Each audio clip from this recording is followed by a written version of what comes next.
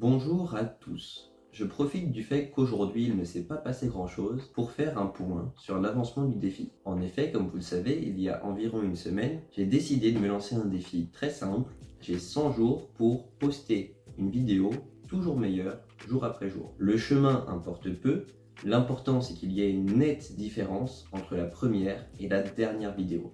Que j'ai acquis un grand nombre de connaissances dans le domaine du montage, mais aussi que ma faculté à parler, à m'exprimer clairement et à organiser mes idées se soit largement améliorée. Depuis le début, j'ai appris déjà à faire des meilleurs plans avec l'appareil photo. En l'occurrence, je ne l'ai pas aujourd'hui parce que Sanakai tourne de son côté, mais j'ai tout de même appris à faire par exemple des plans en accéléré et des choses comme ça. D'un autre côté, j'ai appris à monter sur CapCut par exemple. J'ai appris à faire des cuts, j'ai appris à faire des zooms, j'ai appris à faire des transitions, des effets divers, j'ai appris à mettre du texte, ce qui est déjà la base des bases des bases.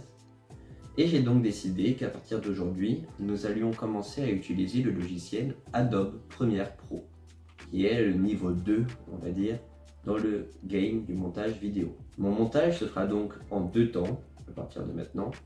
Dans un premier temps, je vais passer la vidéo sur l'AutoCut d'Adobe Premiere Pro, ce qui va me faire gagner beaucoup de temps, puisque près de la moitié du temps de montage, c'est mettre des cuts, faire des cuts. C'est horrible, c'est assez fun, mais c'est quand même chiant. Et ensuite, je passerai sur CapCut pour ajouter des effets, du texte, etc.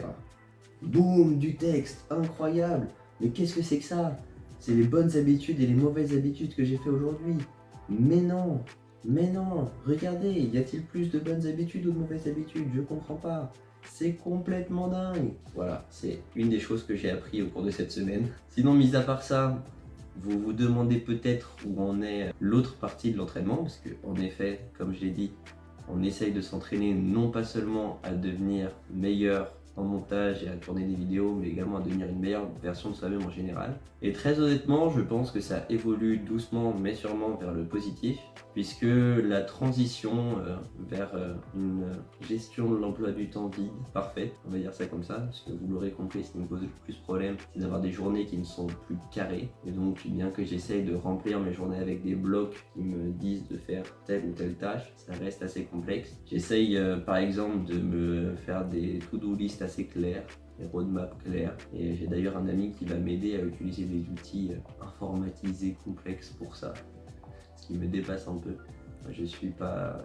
vraiment dans ce game. Et sinon, pour tout le reste, on va dire que je vis ma vie normalement.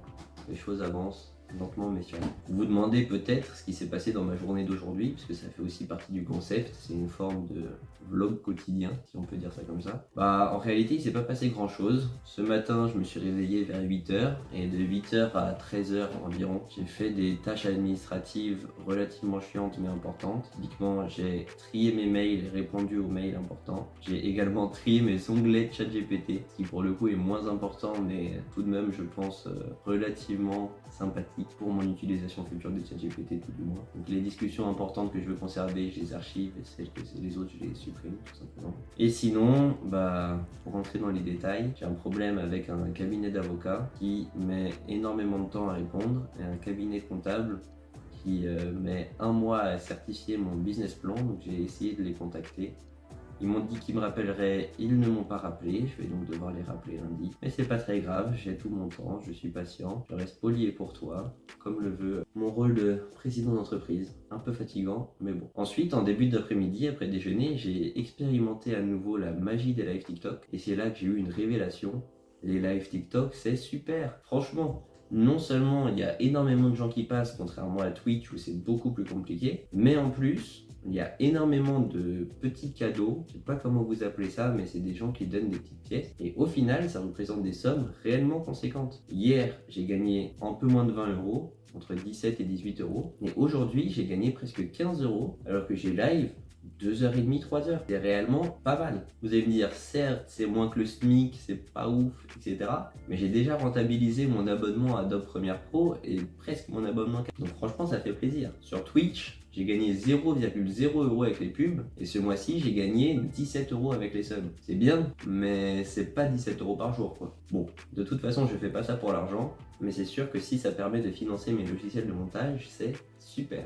En plus, ça ramène des gens vers Twitch, donc c'est réellement un combo parfait. Je vous invite donc à revenir me retrouver sur Twitch, parce que vous l'aurez compris, c'est mon but principal actuellement, ramener des gens sur Twitch. Pourquoi, je ne sais pas trop. D'ailleurs, je pense que je fais les choses en mauvais ordre, puisque ma priorité en réalité, c'est construire mes réseaux, et pas seulement Twitch. Même si ma priorité absolue, c'est ramener les gens sur Twitch, je devrais également travailler sur des autres réseaux. C'est une révélation que je viens d'avoir, et je vais donc m'en occuper. Il faut que je fasse des posts Instagram, des photos, il faut que je fasse des réels, des shorts et des TikTok. C'est les mêmes vidéos mais que je poste sur les 3 plateformes. Et bien évidemment YouTube. Il faut que je m'occupe de vous mes loulous. Je m'occupe pas assez de vous. Je vous délaisse. Et j'en suis désolé. Mais c'est beaucoup plus de travail de faire des vidéos YouTube que de faire des streams Twitch. Je vais notamment faire des vidéos YouTube à partir de mes streams Twitch. Ça, il faut qu'on commence à travailler dessus. Que ce soit des best-of, des vidéos, vous savez, qui sont en fait des extraits. Il y a beaucoup de youtubeurs qui font ça, genre ils parlent d'un sujet pendant 10-20 minutes et après ils mettent en nom de vidéo YouTube le sujet et ils font un peu de montage. Ça c'est pas bête, en plus ça peut me faire plus d'entraînement pour le montage vidéo. Incroyable, mais en fait ces vidéos sont une véritable mine d'or pour les penser. Merci, grâce à ce défi, je réfléchis, ça fait vraiment plaisir. Donc je pense qu'on a à peu près tout dit. Nos priorités sont donc de développer les réseaux, on va dire TikTok, Instagram, YouTube, c'est les 3 principaux, et de ramener les gens qui sont conquis par mon contenu sur ces réseaux, sur Twitch. Très simple. Prochaine étape, je dirais donc transformer mes VOD Twitch en contenu YouTube. C'est assez simple, mais il faut quand même prendre l'habitude. Et il faut aussi que je fasse un effort pendant mes lives pour que ce soit du contenu transformable. Double travail. Bref, bisous, on se retrouve demain pour un nouveau jour du défi. J'espère qu'il y aura plus d'action, mais c'est très probable puisque demain je vais faire des choses. Donc bon, tchuss, à bientôt, hasta la vista.